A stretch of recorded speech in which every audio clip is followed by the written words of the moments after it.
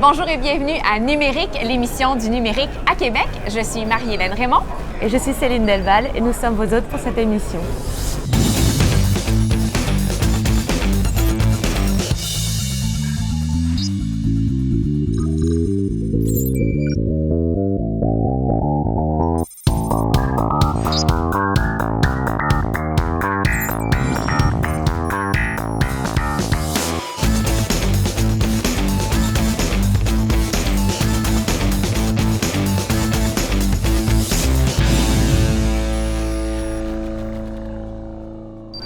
Bonjour Marie-Hélène. Bonjour Céline, comment tu trouves ta première journée à Québec? Je me sens très bien, je suis très bien accueillie et c'est la première fois que je viens au WAC et je découvre. Oui, le WAC c'est gros. Le Web à Québec, c'est le plus grand événement numérique à Québec et on reçoit plusieurs délégations. Tout à fait. Rien que pour les Français, nous sommes à peu près 300 à venir découvrir votre écosystème numérique. Donc pas trop dépaysé. Pas du tout, les accents français sont tout autour de moi. Céline arrive directement de Nantes et des Français, il y en a qui résident en permanence ici aussi à Québec. Il y a plusieurs issus du milieu numérique, notamment dans le quartier Saint-Roch où ça vraiment fourmille à ce niveau-là avec plein d'espaces de coworking, la tendance, comme le camp, le bunker, l'abricot. Et plusieurs invités de l'émission aujourd'hui bénéficient de ces endroits. Notamment aujourd'hui à l'émission, on reçoit Thomas Didier, qui est cofondateur de Joggin, une application qui permet de rencontrer des amis pour aller courir. Oui, et on va parler évidemment d'applications et de plateformes de communauté.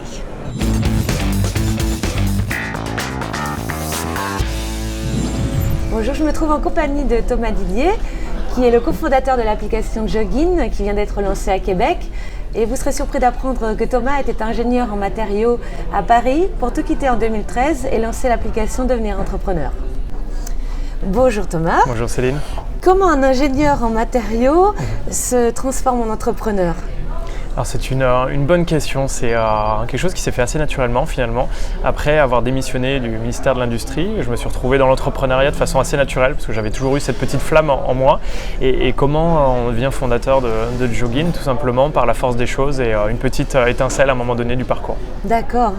Et quelle est la mission de Joggin ?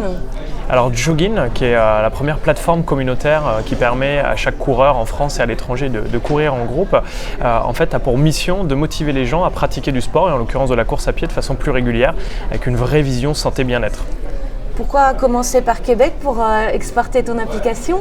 Alors en fait, en parallèle du développement dans d'autres pays hors de France, Québec était pour nous une évidence, tant sur l'implantation sur le marché nord-américain que sur le développement pour le Canada dans son intégralité, parce que Québec, de par la proximité linguistique avec la France, est une barrière en moins pour s'y implanter, et surtout une maturité au niveau du sport et des projets santé-bien-être beaucoup plus importante que sur le reste du continent. Et du coup, ici, vous avez un bon accueil de marque et vous travaillez avec des causes ? Tout à fait. On a un accueil qui est, je dirais, extrêmement bienveillant ici à Québec et on travaille alors qu'on est à peine implanté depuis quelques mois ici à Québec avec de nombreuses associations, également des magasins.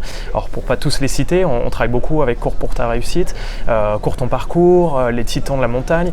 On est également avec des magasins comme le Coureur nordique, on est en discussion avec les magasins MEC. Donc c'est vrai qu'il y a toute une partie finalement de Québec qui se met à courir via Joggin. C'est super. Merci d'encourager tout le monde à aller courir. Merci Peut-être beaucoup. Que moi-même, ça me donnera le courage de me l'espère. mettre à la course. Merci beaucoup. Merci Céline. Saviez-vous qu'à Québec s'est développé plusieurs plateformes et applications qui mettent en relation la communauté, autant pour le tourisme, l'entraide que l'art? Voici 3 outils qui ont retenu notre attention. Si vous avez une idée de projet à financer ou une cause à soutenir, ce premier outil risque de vous interpeller. Il y a 2 ans, Mathieu Chouinard de Québec et son équipe ont développé une plateforme de sociofinancement qui s'appelle $1 Gift. $1 Gift a pour mission de faciliter au maximum le processus de sociofinancement et de dons en ligne, ainsi que de rassembler une communauté dédiée à l'entraide. À l'instar de GoFundMe, qui est 100% anglophone, $1 Gift est totalement bilingue et vous permet d'amasser des dons en ligne facilement pour des causes ou des organismes, peu importe la nature, ou juste vous inscrire comme donateur. Vous pouvez y déposer votre budget annuel de générosité, par exemple 20 $, et le distribuer facilement, même à coût de 1 $ parmi les causes. L'outil permet de suivre facilement l'évolution des campagnes de financement, bénéficier d'outils d'interaction avec les donneurs, aimer, commenter, partager une cause et surtout avec un service en français 24 heures sur 24. Dans le domaine touristique, on n'a pas toujours les moyens de développer des outils numériques sur mesure. L'application On The Go en fera sourire plus d'un. Il s'agit d'une application mobile permettant aux petits comme aux grands joueurs de l'industrie touristique du Québec de publier les cartes papier des acteurs du domaine touristique, principalement en les transformant en cartes géolocalisées interactives. L'application permet à l'utilisateur de planifier ses sorties et ses excursions dans des lieux qui généralement ne sont pas couverts par des cartes numériques. Les cartes On The Go permettent aussi de se situer avec précision grâce au GPS de son appareil mobile et ce, sans accès à un réseau. Il est possible de prendre des photos directement à partir de l'application sans avoir à quitter celle-ci. Dès l'été 2016, plus de 200 cartes seront disponibles dans l'application avec près de 200 000 utilisateurs. Artishow est un marché d'art en ligne qui permet de développer des nouveaux incitatifs pour consommer l'art. L'équipe d'Artishow souhaite offrir un panel complet de services pour des artistes désirant vendre leurs œuvres, se promouvoir et acquérir une proximité avec leurs clients que les musées et les galeries ne permettent pas. Côté client, un service clé en main d'envoi de toiles est offert partout dans le monde, un service après-vente unique, une politique de remboursement et une grande rigueur dans la qualité et l'authenticité des produits qu'on propose.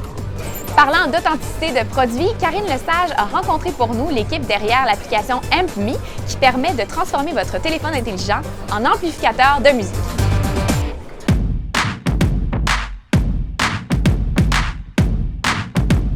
Je me trouve actuellement dans les bureaux de Mirigo à Québec, spécialiste de développement d'applications mobiles, pour parler de la nouvelle application AmpMe qui est en quelque sorte un amplificateur personnel pour votre téléphone. Pour en savoir davantage, j'allais en parler avec un des développeurs, Kate Baudouin.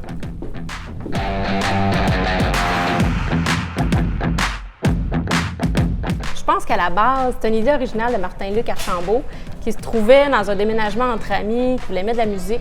Il a mis son iPhone dans un verre pour faire un peu plus écho. Et là, l'idée lui est venue. Il faudrait être capable que notre téléphone soit un peu un amplificateur personnel. Exact. C'est tout simplement, vu qu'il venait de déménager, il n'y avait pas de système de son dans l'appartement. Et puis Martin-Luc a eu l'idée de partir Spotify sur son téléphone. Là, il s'est rendu compte que c'était pas assez fort, puis le monde avec lui avait envie de danser. Et automatiquement, ils ont essayé la bonne vieille technique d'appuyer sur play en même temps. Sauf là, automatiquement, ça sonnait écho vu que c'était pas synchronisé. Fait que là, il a dit que ça pourrait être vraiment une bonne idée. Puis de là est partie l'idée du projet AmpMe. Donc là, lui a l'idée, parce que vous connaissez Martin-Luc Archambault, c'est un investisseur reconnu. Il a la bonne idée, mais il faut qu'il s'entoure après ça pour développer le produit. Donc, comment c'est arrivé à toi? Exact. Au début, qu'est-ce qui est arrivé, c'est qu'il y avait besoin de développeurs pour faire l'application mobile.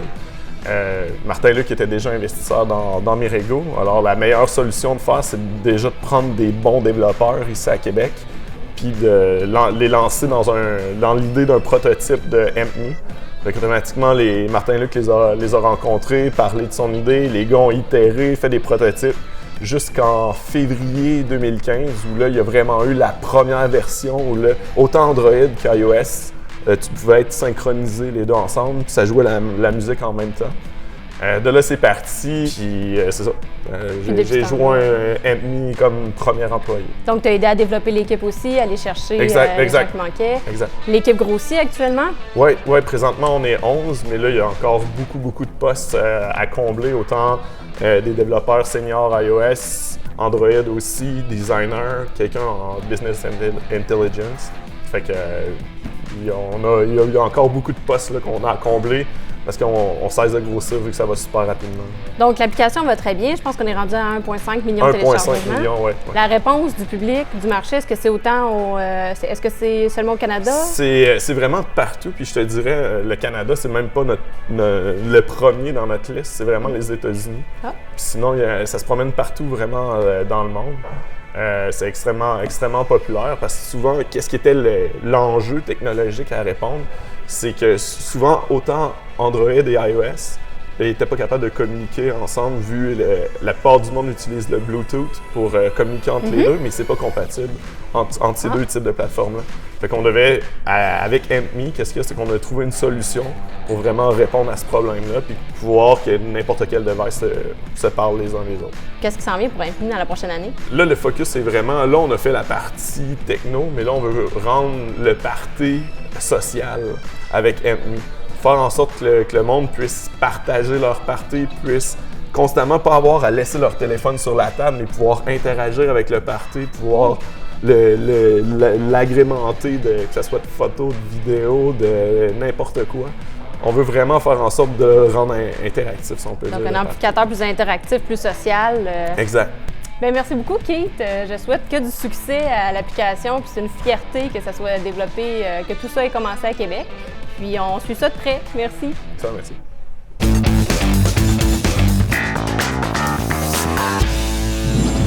Alors, vous connaissez ces fameux babillards de quartier où tout le monde colle sa petite annonce? Eh bien, notre invité Terrence Tyr a eu l'idée de transposer la chose en application mobile qui s'appelle Herbs. Terrence, bonjour! Bonjour! D'où vient cette idée-là, en fait? Justement, donc, comme tu l'as dit, c'est un peu l'esprit du babillard de quartier. Moi, c'était pas tellement le babillard de quartier, mais c'était plus le babillard universitaire, parce que j'ai fait mes études à l'Université Laval et on retrouve ces babillards-là dans les couloirs. Voilà, donc ça vient de là. C'est un peu une application mobile qui vient moderniser, pas remplacer, mais contribuer aussi à l'effervescence de la vie universitaire. Donc, ça fonctionne de la même façon. On place notre petite annonce, par exemple, dans le milieu universitaire, ça pourrait être de la traduction ou révision de texte, etc. Ça pourrait être quelqu'un qui veut vendre ses livres de cours à la fin de la session universitaire, pour du tutorat, pour les nouveaux arrivants qui veulent peut-être rejoindre des groupes de travail, ce genre de choses. OK. Et ça fonctionne comment? C'est gratuit? C'est gratuit, on télécharge l'application, on s'inscrit, on renseigne une adresse qui est en fait une position à partir de laquelle tout le contenu va nous être proposé. Et à partir de ce contenu-là, nous on propose aux utilisateurs des messages qui ont été diffusés autour d'eux. Donc ça peut être sur un campus, ça peut être dans un quartier donné, dans un secteur de la ville, ce genre de choses. OK. Oh, tu parles de ville. Herbs, ça veut dire quoi? Alors, Herbs, en latin, si on l'écrit avec un S, c'est justement la ville. Donc, c'est la racine latine de urbain, urbanisme, etc. Donc, on a pensé à ça parce que c'est une application qui se prête plutôt à être utilisée dans les lieux de dense population. Ah, d'accord. Voilà. Et je pense que vous avez fait affaire avec La Ruche pour ce projet?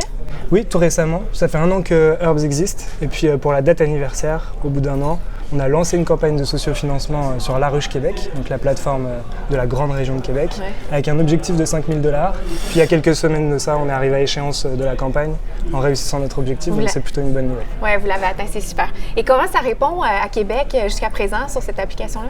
Ça répond bien, mais on se confronte, on va dire, aux difficultés générales d'une application mobile. C'est un marché quand même assez mature, saturé, donc il faut réussir à se distinguer. Voilà, les gens ont déjà beaucoup d'applications pour faire beaucoup de choses. Il faut vraiment arriver avec une vraie proposition, donc on travaille là-dessus. Et pourquoi une application plutôt que par exemple un site web responsive ou Alors parce que justement on veut géolocaliser nos utilisateurs avec quand même une assez bonne précision. Et aussi, l'intérêt, c'est qu'on veut aller pouvoir les notifier, les pusher, comme on dit dans le langage des applications. Donc, autour d'un mot-clé qu'ils ont renseigné, par exemple, ça fonctionne comme des centres d'intérêt. À l'inscription, on peut renseigner plusieurs mots-clés. Et puis, s'il y a un message qui concerne un de ces champs d'intérêt qu'on a renseigné, on va être pushé sur notre téléphone. Okay. Donc ça, c'est quelque chose que ne permettrait pas de faire un site web, par exemple. Effectivement. Qu'est-ce qui fonctionne le mieux jusqu'à présent sur Herbs? Qu'est-ce qui fonctionne le mieux? On a 2 aspects. On a la messagerie de proximité, justement, comme on en parlait, qui vient remplacer un peu le babillard. Et on a un aspect avec les commerçants de proximité qui peuvent proposer des coupons rabais aux gens qui habitent, étudient ou travaillent à proximité de leur commerce pour les inciter à visiter leur commerce. Donc on a ces 2 aspects qui marchent en parallèle dans une logique globale de proximité. Et puis on a du bon des 2 côtés. Côté commerçant, ça répond bien. Côté utilisateur aussi. Super. Et qu'est-ce que tu vises pour la prochaine année, là? La prochaine année, on vise de la croissance. Il faut qu'on aille chercher vraiment de la visibilité des utilisateurs. Et c'est vraiment ça notre challenge parce que c'est une application qui tire sa force de la taille de sa communauté. Donc nous, notre objectif, c'est d'aller chercher toujours plus d'utilisateurs, toujours plus de messages sur l'application et des interactions entre nos utilisateurs. On te le souhaite. Bravo, merci pour cette initiative Achat, consommation locale. Exactement. Super, merci. Merci. Eh bien, j'ai été ravie de découvrir tous ces talents d'ici et j'ai hâte d'en apprendre davantage. Merci d'avoir été des nôtres pour cette première émission numérique édition 2016. Et dans une prochaine émission, il sera question d'une nouvelle web-série, Erreur 404, également des nanotechnologies au Musée de la Civilisation, d'un nouveau laboratoire de création numérique à la bibliothèque et tout ce qui concerne en fait la culture et les arts numériques. Ici Céline Delval et Marie-Hélène Raymond et on vous dit à bientôt!